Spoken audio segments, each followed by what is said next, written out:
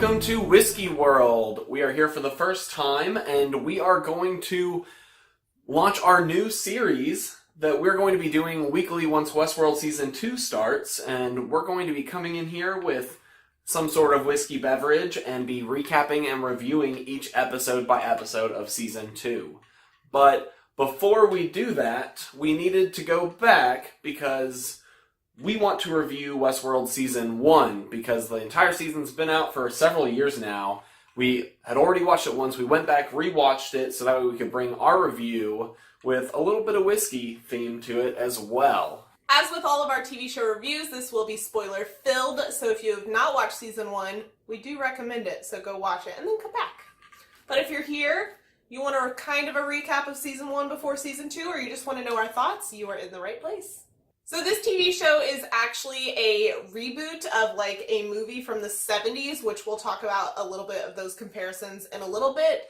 But basically the concept is that there is this amusement park, essentially, that people go to, particularly rich people, to escape their lives and have a vacation. And it is made up of these people-like robots, so they look like human, they pass as human, but they are manufactured, they're synthetic, and they are replicating a Western world.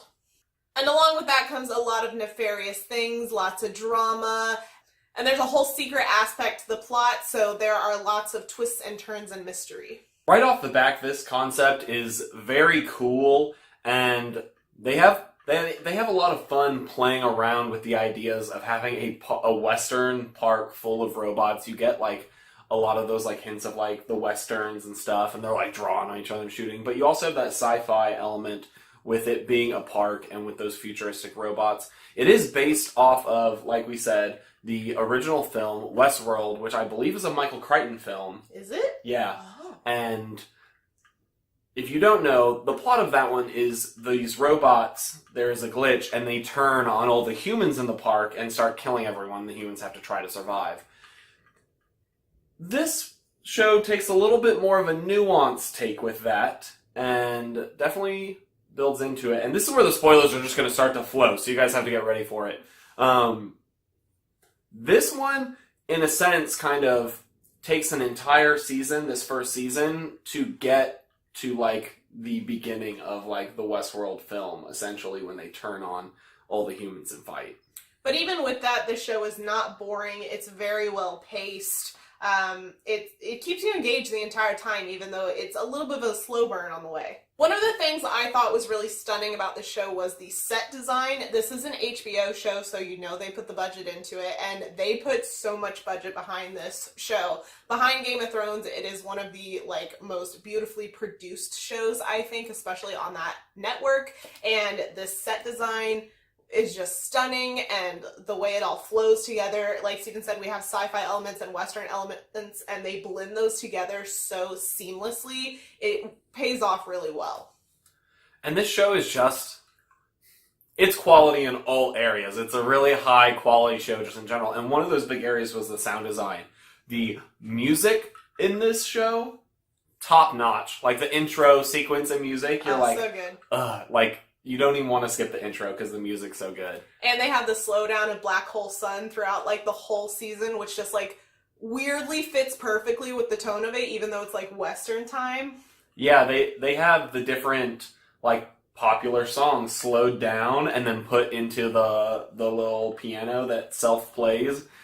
And I think that's so clever because you get to be like, oh wow, it makes it feel more attached to our world. But just all the sound design and the music in this, it was perfect. So let's get into the plot details of this show and the storyline that unfolds throughout the season.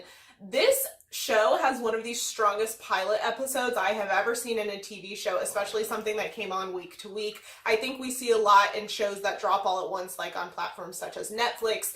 Pilot episodes aren't such a pilot kind of formula because it's more like a 10 to 13 hour movie instead of like episode by episode, week to week. But this is something that's week to week, and the first episode is very contained. Like, they don't show you a lot, but at the same time they still introduce you to so much, and they just have that perfect blend of giving you just enough to remain interested but not too much that you're like, oh, I see where this is going. And the way this first episode ends just like sucks you in perfectly, with Dolores being aware of the fly that's on her face, because we saw throughout the whole episode that they don't respond to things like that, so it indicates that sentient piece.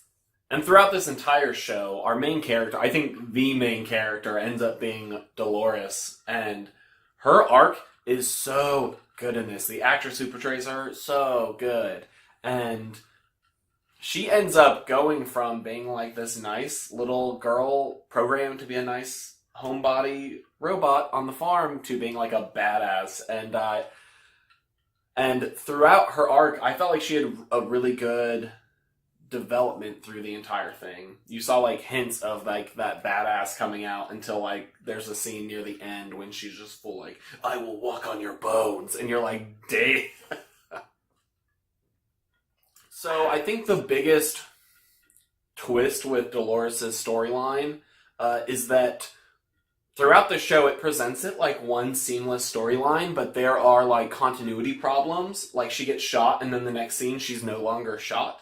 And you don't really know why that's happening, and you actually realize that half of her storyline's actually happening in the past, and then sometimes she's in the future as well. And you really move around a lot. You get like her earliest conversations with Arnold, who I think is a character we'll mention later, all the way to like her adventures with William, which I think is her core storyline this time, to show her relationship with William and where that ends up going.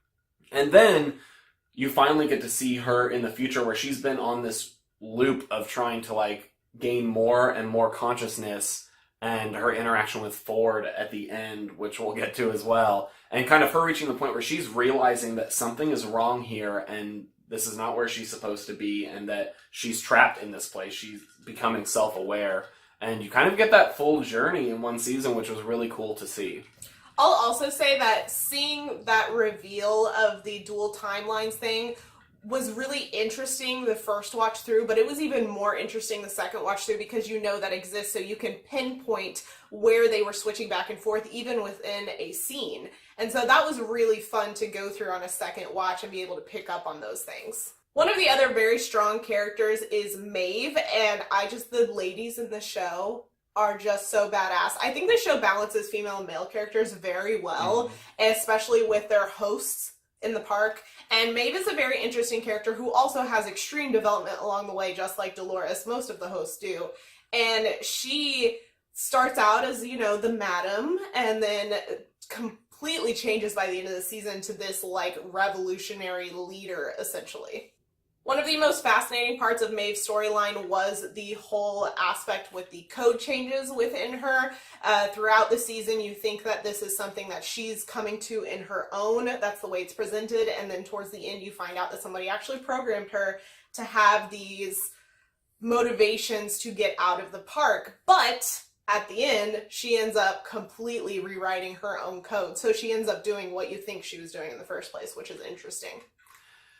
Yeah, you eventually find out that she's been following along the entire time, so she's really not stepped out as much as she wanted to. But I think that's a really cool moment when she, like, breaks that. And I think we get a really cool moment of that creation of consciousness in there of when you get a flashback, and when her daughter died, that she broke through her core programming and wasn't responding to commands. And that kind of foreshadowed her being able to do that again for her daughter. Essentially, that's what ended up having her attachment to her daughter, even though they created that attachment, was what allowed her to break free of her core code in the end.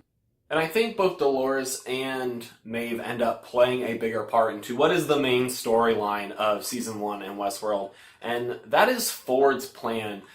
Ford is played by Anthony Hopkins, who does a great job. That guy just does, like, I'm nice, and I'm also, like, stone cold evil at the same time. I will say the first time we watched through this, like, the first half of the season, I was like, why is Anthony Hopkins in this? Like, he has way too much, clout for this kind of thing. Like, they weren't showing off his talents, and then you got to, like, a really twist episode where it's revealed that Bernard is a host, and I was just like, this scene right here, that's why they hired Anthony Hopkins. And he started, like, channeling some of that Hannibal Lecter, and you're like, ooh. But Ford own the park with Arnold, and they created these hosts from scratch, and they built the park into what it is today. So he's like, he controls everything. He gets final say on the entire park, and there's a lot of cool scenes where the hosts like respond uniquely to him. So even when a host won't respond to one of like the security team, they'll listen to him. Or I think one of my favorite scenes was when the man in black pulls out a knife, and one of the hosts just automatically reaches over and grabs the knife with their bare hand, and you're like, it really ooh. nails home that whole God complex thing that Ford definitely has. And you mentioned that Ford is the one running this main storyline, but really it's Bernard, and Ford is just coming into terms with Bernard's original plan because Ford has been against it for so long, and he's finally coming around to the idea.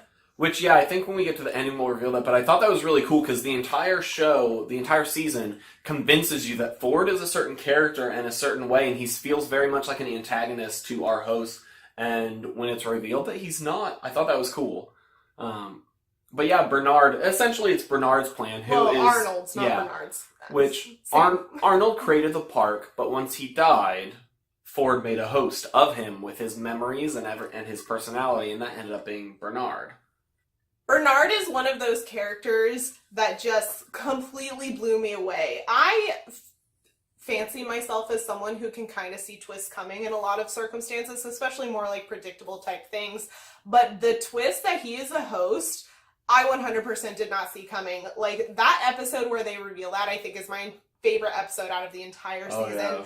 Closely tied or almost tied with the finale. But just the subtle way where they let the audience know what was happening, but only if you were paying attention about 2 or 3 minutes before they actually revealed it. I just think it was an excellent way to plot out those scenes.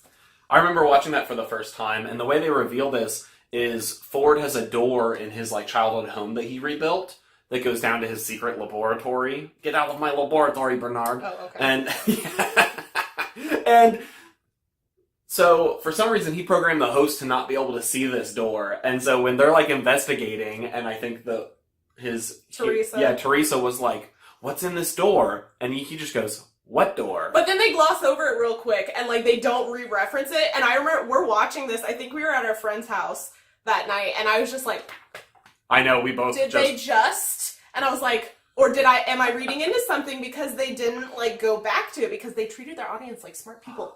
And then, yeah, his arc is also really cool, and him becoming, I guess, self-aware, and especially when he realizes that he's realized he's a robot multiple times now, and Ford's kept wiping him over and over again, is, like, pretty sad for his character. Well, and those are just some really heartbreaking and excellently directed and acted scenes. And I think our final, like, major character of this season and the show is William, also known as the Man in Black, played by Ed Harris, and I don't know the name of the other guy. He's not Ed Harris. Been in things. Young Ed Harris, so... They've been filming this for years. I know. It's like Boyhood. They filmed it when he was younger. No. But I think both actors did a great job portraying this character who starts out as this, like, nice, like, white hat kind of dude, and he just wants to be the good guy, and he just slowly... like, something awakens in him that he just realizes he enjoys killing. He's really good at it. And this place lets him go wild. And by the time you see him as Ed Harris, he's very determined to get to the center of this maze, which is this thing inside the park that has been set up that he's trying to figure out. I honestly thought that when we were first introduced to the maze in this season, even though everything else in the season was really well done, I was really worried that it was going to be a gimmicky type plot device thing. Like, you know, those shows where they're like, there's this underlying thing and it's going to be amazing, and then it's like kind of lame. And I was very happily surprised that that was not the case with the maze. I think it tied in perfectly to everything that happens in the show. I think it shows what kind of character William ends up being. Is ultimately he's short-sighted. Very. So he's on this quest to essentially... He's upset because the hosts can't hurt the people in the park. Only it's to too a degree. Safe for him. Yeah, they can punch you and they can shoot you, but their bullets only hurt like a punch. There's no real danger, and that's not exciting enough for him. So he's been searching for the next big challenge. He wants the danger, the aspect, the rush, I guess, of being able to like kill or be killed and that kind of thing. And he can't find it, and he thinks the maze is the way to that. And it's just very hilarious how short-sighted he is, because ultimately the maze is his path to that. But he doesn't view it that way. Because it's not for him, and he Yeah. can only view things for him. And I think that's cool, because I didn't even realize how much they foreshadowed that. So much. The maze being consciousness for the robots is what the maze ends up being, and this path for them to loop and finally become self-aware. And throughout the show, every time he mentions it, people are just, the maze isn't for you. The maze isn't for you. And you don't realize that until his scene with Dolores, when it's revealed what the maze is, and she's like, it's not for you. And I will say, with something, for it being something that was repeated fairly often throughout the show, her delivering that line the same way, it brought such a gravity to that and such a new perspective to it. Like, a lot of times in shows, in my experience, so that with these reiterations of ideas, it gets really repetitive and boring, and then when you finally get to, like, the hammering the nail in the coffin part, you're just like, I get it, shut up. But this was just, like, perfect. The intensity of that scene, and just, I don't hate to go back to Dolores, actually, because I love Dolores, but I mentioned earlier, that scene, her monologue, I think was my favorite of the entire show, where she switches, and she goes, there will be a day where you're turned to dust, and all that's left is your bones, and I will walk across it, because there's an immortal race of robots here, and we're going to take over. And you're like, oh my gosh! We've touched a little bit on the themes that wrap up this whole show, and it's just something that I think, writing-wise, this show is incredibly well written, and it's so tied together, but also expansive. It's just a work of freaking art, in my opinion. It is the epitome of well-done television, and it's like a really long, awesome movie. And there's so many TV shows nowadays that have such good quality to them, among the writing, the production, the acting, that's movie-level quality, or even better than some movie-level qualities, and this is definitely one of those ones that surpasses that for me. And there's just a lot of themes that they tie up at the end, and the way they pace them throughout the entire season and slowly reveal them, or even the way they change the themes or the audience's ideas of the themes. It's a very... You realize by the end of the season that you're being directed in a very specific way, but at the same time you're thinking the whole time. It's a really cool way that they did it. Yeah, I was continually impressed by how the show subverted my expectations and gave me something better. So, like, it gave you enough detail where you're trying to figure it out. It's like the opposite of the Lost effect, where, like, a TV show like Lost introduces all these questions and never gives a gratifying answer for it in order to keep you watching guessing. And this show does the opposite. It makes you think that you have a specific question, and it answers it in a way that blows you away. It's like, no, actually, that question doesn't matter. You need to be asking... I think of, like, the scene in iRobot. You're not asking the right questions. You go, no. It's much bigger than you'd expect. So you think it's, like, a small story about, like, self-awareness for these robots turning on their owners. And it turns into this, like, grand spectacle of, like, human consciousness, awareness, sentience, and what that means for all these characters. It's like, it blew me away. And now that you mention it, you can definitely see the Isaac Asimov influences in this show. They're very strong. I hadn't even thought of that before, but it's very similar to the themes and ideas that he presented with his writing in the iRobot series. And I think all of their storylines culminate towards that goal by the ending. And it ends with Dolores has figured out what the maze is, and she shows up. Bernard has realized that he is Arnold. He's there. Maeve is wreaking havoc on the inside. And Ford takes this time to reveal to Dolores that, you know, you killed Arnold because he programmed you to and forced you to. You need to make a choice now for your race. And then he goes upstairs and Bernard's like, we will do it, you know? And Ford's like, no, this is all me. And you realize that, like, Maeve's programming was Ford programming her to jack things up inside so the security goes down in time for him to have his little party. It was all timed very, like, precisely, and it lends itself to Ford's character. That being mentioned, I'm very interested how... Because really, they said that Arnold was the one that accessed Maeve's core programming and changed it. So I don't know how much of a direct hand Ford had in that, or if he just saw that it was happening and went along with it. I think that's up for a little bit of interpretation. Yeah, I think they don't give you all the details, which no show should, but I think it shows you that Ford was working alongside that, and you realize, because Bernard's like, we will, like, figure out how to, like, take over and do this. And Ford's like, I know you would. I just knew what you needed, which was time. Time to learn your enemy. And I thought that was a really cool line as well. And it ends with him walking out in front of everyone, and Dolores walks out, she figures out what she has to do, and she shoots him in the head. Such a good scene. And then you have all the people coming out of the woods towards Ed Harris. Oh, so good. I know. And so, yeah, the Man in Black's standing out there, like, smoking a cigarette, and he turns towards the woods, and all the robots that were in the vault, because, like, my worst nightmare, for you guys don't know, fear reveal. I'm, like, super afraid of mannequins. I hate them. So, like, my worst fear is being in, like, a warehouse, like a dark warehouse just full of mannequins. Let's not get into it too much. But this scene is that. All the deprogrammed hosts are just, like, standing there and not moving in this, like, dark, giant warehouse. And they're all gone, and they walk out of the woods, and Ed Harris is standing there like, what's going on? And he just gets shot. And then he, like, smiles about it, like he's excited about it. I thought that was hilarious and so indicative of his character. Right before it clips away. And so I think really cool ending, and, like, it's one of those endings that as soon as it cuts to black after, like, William gets shot, smiles, and it's like, it's done. And you're like, next episode! What happened? And they're like, well, you'll have to wait 2 years. Yeah.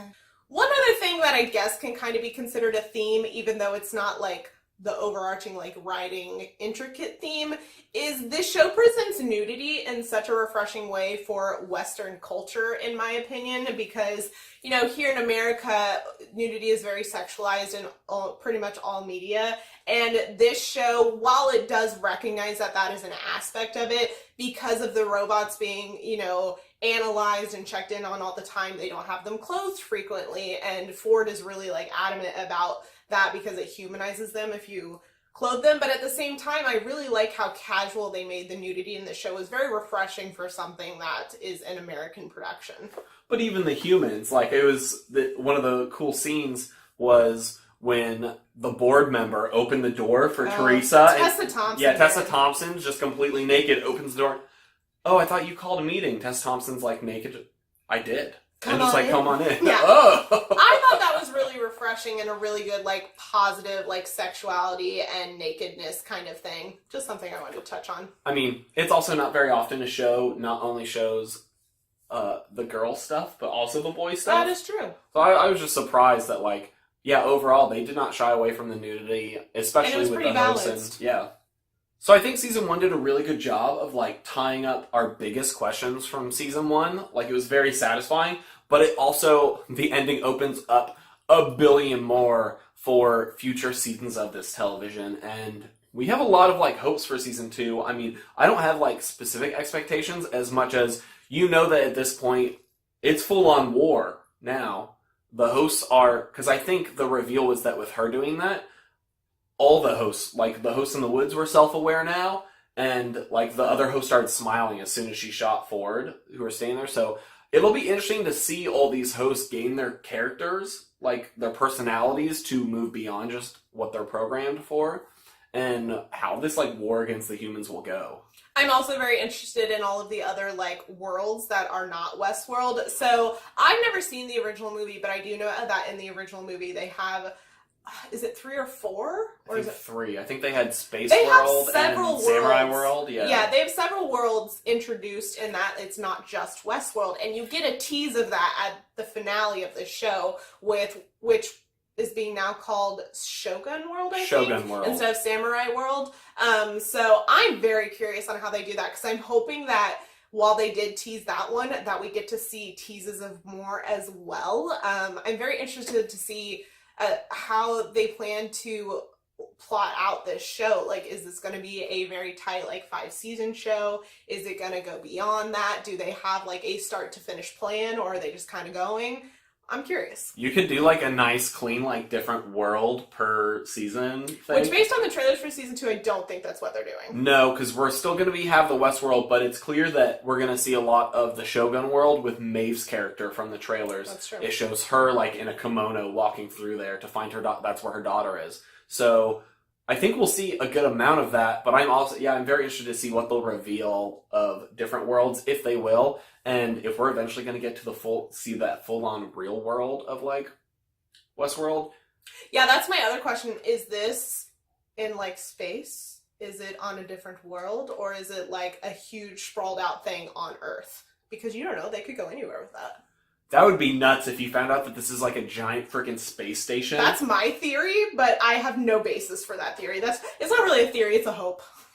That would be nuts if the reveal at some point is that she's like, let's go outside, and they finally like open the front door and there's just a window to space. That's my theory. I could totally see that happening. That's a good theory. Well, because it's all enclosed from what we understand. Like the atmosphere and everything, my assumption is it's in an enclosed area. And that is just such a sprawling thing to do on Earth.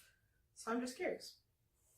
Yeah, it'll be very interesting to see how they expand the universe. So far, I felt like they did a really good job of like pacing you with the expansion and letting you learn more and more by letting you like see it. And a lot of stuff was never just like, you know, expositioned to you.